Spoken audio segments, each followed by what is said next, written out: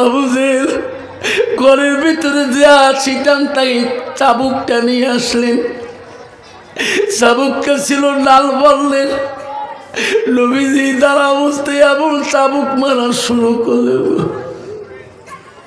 নবী বলছে চাচা গো,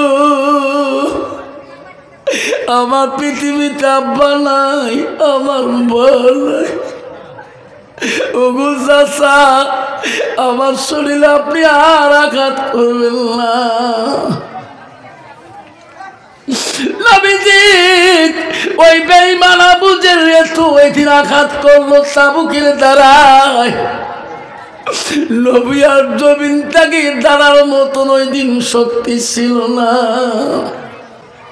সোনারা মনে রাখেন, ও আব্বারা মনে রাখেন, বিশ্বনবী রাসূলুল্লাহ হযরতে খাদিজাতুল কুবরা নবীজির প্রথম স্ত্রী ছিল। গভীর রাত্রিতে নবীজি ডাক দেয়, খাদিজা, খাদিজা তুমি একটু উঠো। কেন গো নবী? খাদিজা রে, তুমি দোয়া করো, আমি একটু চাচা আবু জেহেলের বাড়িতে যাই। খাদিজা বলছে, কেন নবী? আবু জেহেল বাড়ি যাবেন? যে আবু জেহেল তোমাকে দেখতে পারে না, তোমার ছায়া দেখতে পারে না, তোমাকে দুশ্মন মনে করে গো নবী। ওই আবু জেহেলের বাড়িতে তোমরা যাবেন না। নবী বলছে, খাদিজা রে, আমার চাচা আবু জেহেল যদি একবার ইসলাম গ্রহণ করি নেয়, আমার মনে হয় মক্কার মদিনাতে আমার কোনো দুশ্মন থাকবে না। জোরে কোন সুবহানাল্লাহ। খাদিজা, আমার চাচা যদি একবার ইসলাম গ্রহণ করি নেয়, মনে হয় মক্কার মদিনার জমিনে দুশ্মন থাকবে না। খাদিজা রে, তুমি দোয়া করো, আমি যাই। নবীজির মোহাম্মতের বিবি গো প্রথম স্ত্রী খাদিজাতুল কুবরা নবীজিকে যেতে দেয় না। নবী বলছে, খাদিজা তুমি কেন বাধা করো? খাদিজা রে, যাই আমি যাই, তুমি ঘুমাইও না, দোয়া করবা। বিশ্বনবী গভীর রাত্রিতে আবু জেহেলের বাড়ির কাছে যে দাঁড়ায়া চাচাজি চাচাজি করে ডাকে। সুবহানাল্লাহ। নবীর মনে অহংকার ছিল না, নবীর মনে গৌরব ছিল না। নবীকে যত অত্যাচার করেছে রে, তবু নবী অন্তরে মনে কিছু ধরে নাই। আবু জেহেল ডাক শুনতেছে এত রাইতে, আমাকে কে চাচা চাচা করে ডাকে? আবু জেহেল বুঝতে পারে নাই মোহাম্মদ যে আমাকে এত রাইতে ডাকবে রে। গভীর রজনীতে আবু জেহেল ঘুম ভেঙে উঠে গেটের দরজা খুলে দেখে আমার দয়াল নবী আবু জেহেলের গেটের সামনে দাঁড়িয়ে আছে। আবু জেহেল বলে, মোহাম্মদ, এত রাইতে তুমি আমাকে আরামের বিছনার থেকে কেন ঘুম ভাঙিয়া দিলি বল? বললে, মোহাম্মদ বল। আমার নবী বলছে, চাচা গো, আমার মা নাই, আমার আব্বা নাই। চাচা, ছোটকালে আমি মা হারাছি, ছোটকালে আব্বা হারাছি। চাচা গো, তোমার কাছে আসলাম, আমি তোমার কাছে কলেমা দাওয়াত নিয়ে আসলাম। আপনি একবার কলেমাটা পড়িলেন গো চাচা। সুবহানাল্লাহ। আবু জেহেল বলছে, মোহাম্মদ, তোর এত বড় আসফলতা, তোর এত বড় সাহস, আজকে তুমি আমার বাড়ির ভিতরে আসছ।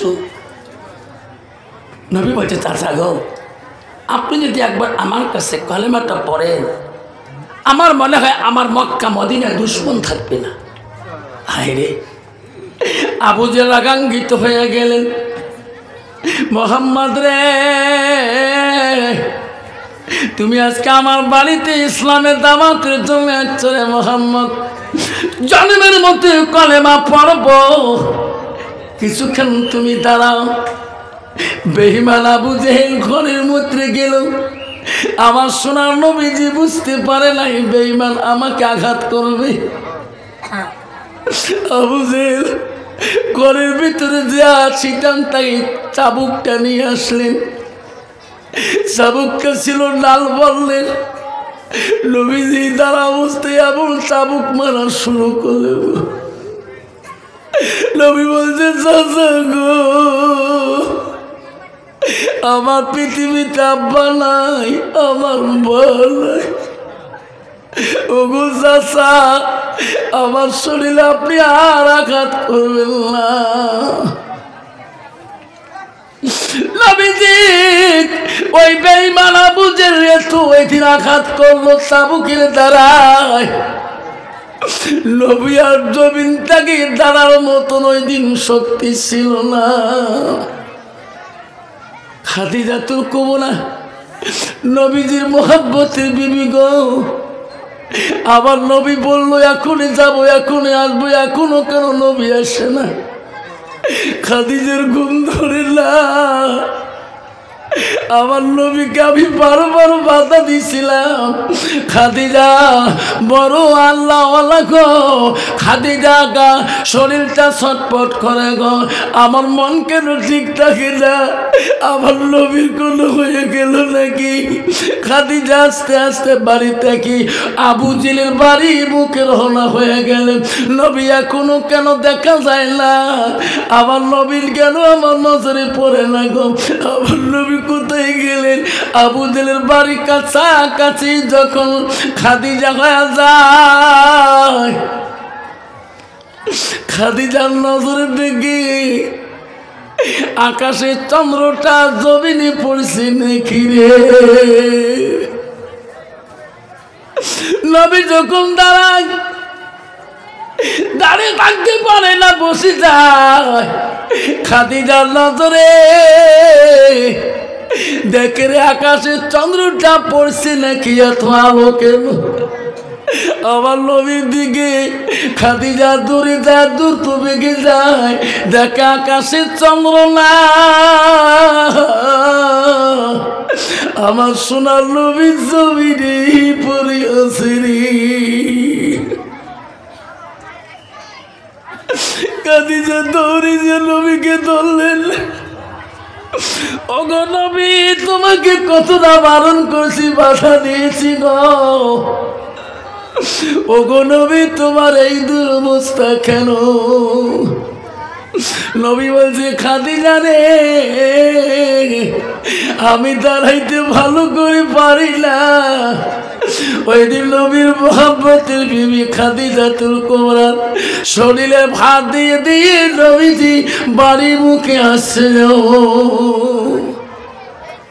শোনার চাঁদরা, সেই নবীর উম্মত হয়ে, সেই নবীর উম্মত হয়ে আল্লাহ রাসূল বলছে لا يؤمن أحدكم حتى أكون أحب إليه من والده وأولاده والناس أجمعين।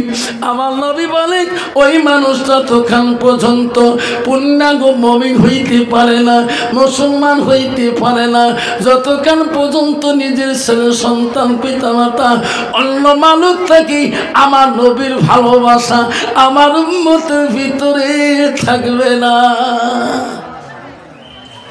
আর যদি মুসলমান নবীর ভালোবাসা থাকতো, আজকে মুসলমান কোনোদিনও দাড়ি কাটিয়ে আজকে মুছ রাখতো না, নবীর সুন্নত বয় ছেলামি করতো না। ধরে কোন ঠিক নবী ঠিক, নবীর ভালোবাসা।